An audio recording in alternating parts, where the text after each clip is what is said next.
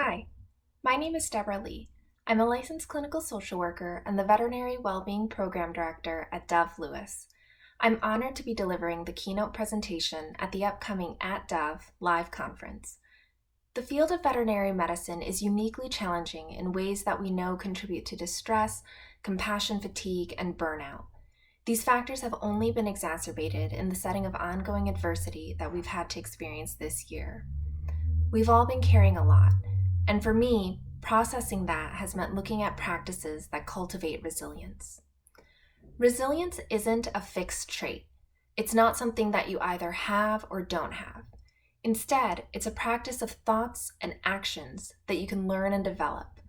I'm excited to share this information within the framework of the neurobiology of trauma, because when we can understand and learn why our brains and bodies respond the way they do to stress, it leads to awareness and empowerment. We move away from isolation and fear and can shift towards intention, community, healing, and growth.